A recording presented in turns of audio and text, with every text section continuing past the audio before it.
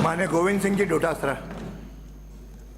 माननीय स्पीकर साहब, सबसे पहले तो आपको बहुत बहुत बधाई।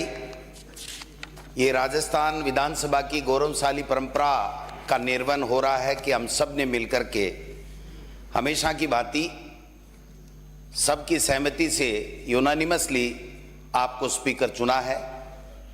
स्पीकर का राजस्थान की विधानसभा में बहुत बड़ा रोल होता है, क्योंकि सत्ता पक्ष हो चाहे विपक्ष हो, वो स्पीकर के कंट्रोल में रहता है। स्पीकर जो नियम प्रक्रिया, जो परंपरा जो चली आ रही हैं, उनका निर्वहन करवाता है।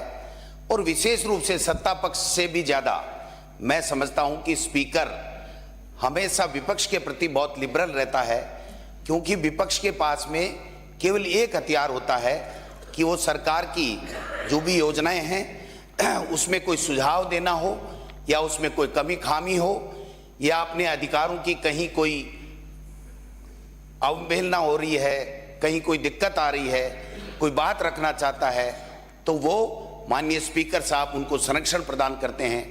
मैं उम्मीद करता हूं कि आप वैसे भी सबको साथ लेकर के चलने वाला आपका स्वभाव रहा है। हमने देखा है, आप शिक्षा मंत्री के रूप में भी जब थे तो आपके पास जो भी जाता था तो आप सबको सम्मान देते थे। मैं समझता हूं कि पहले तो हम सोच रहे थे, क्योंकि आपके दल में ये तय कर रखा था कि इस उम्र से ऊपर ये नहीं हो सकता, ये नहीं हो सकता, तो हमने सोच लिया था आप अंडमान निकोबार के राज्यपाल बनेंगे। लेकिन हमारा सौभाग्य है कि आप यहाँ विधानसभा में भी आए और आप राजस्थान के स्पीकर विधानसभा के बने। मैं इतना ही निवेदन करना चाहूँगा, माननीय स्पीकर साहब, आपके ऊपर कोई भी दबाव आए, चाहे दिल्ली से आए चाहे किसी भवन से आए, आप निष्पक्ष रहेंगे, ये मैं आपसे, पूरा विपक्ष जो है आपसे उम्मीद करता है। और आप, क्योंकि अब तो उस संन्यास आश्रम की तरफ आप बढ़ रहे हैं, तो मैं समझता हूं कि जब संन्यास आश्रम की तरफ व्यक्ति बढ़ता है तो न तेरा न मेरा, सबको, पूरे जगत को, पूरे पक्ष और विपक्ष को मान करके आप जो है वो इसकी और ज़्यादा गौरवान्वित इस राजस्थान की विधानसभा की नियम और प्रक्रिया और परंपराओं को करेंगे।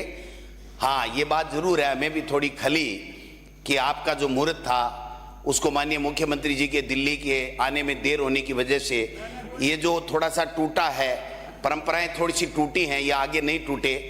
महामहिम राज्यपाल ही विधानसभा का प्रथम सत्र बुलाता है, वो खुद यहाँ पर अभिभाषण देता है। इस परंपरा को भी इसकी बार तोड़ा गया है, हमें ऐतराज है। लेकिन मैं समझता हूँ कि आगे से कम ये जो परंपराएं आज या कल जितनी भी टूटी हैं ये नहीं टूटे, और ये सदन सार्थक चर्चा के साथ में राजस्थान की जनता के मुद्दों पर चर्चा हो, और जो मंथन हो उसमें से अमृत निकले, और राजस्थान की जनता की हम किस प्रकार से सेवा कर सके, पक्ष और विपक्ष मिल करके, ये हम लोग भी प्रयास करेंगे। हम भी संकल्प लेते हैं कि हम आपको ज्यादा परेशान नहीं करेंगे। लेकिन पहले जैसे थोड़ा हुआ था पिछले टर्म में, उसमें मेरा और तेरा वहां से होने लग गया था, वो नहीं होना चाहिए। फिर मैं आपको विश्वास दिलाता हूं कि हम सब मिलकर के आप एक सम्मान दृष्टि से देखेंगे तो सत्ता पक्ष को भी हम सहयोग देंगे, क्योंकि जो सरकार बन गई वो 5 साल के लिए राजस्थान की जनता ने चुनी है। वो जो अच्छा काम करेगी उसको मेज थपथपा के स्वागत करेंगे। अगर कोई कमी खामी हमें लगेगी तो हम आपके माध्यम से सरकार तक, मंत्री और मुख्यमंत्रियों तक हम बताने का चेष्टा करेंगे। इसलिए आप जैसा वरिष्ठ विद्वान, और क्या क्या कितने अलंकार जितने संस्कृत में व्याकरण में हैं वो सब मैं आपको समर्पित करता हूं कि आप बने हैं तो हम सब सुरक्षित हैं, प्रतिपक्ष अपनी बात आराम से रख पाएगा। इन्हीं आशा और अपेक्षा के साथ में आपको पुनः बहुत बहुत बधाई, बहुत बहुत शुभकामनाएं।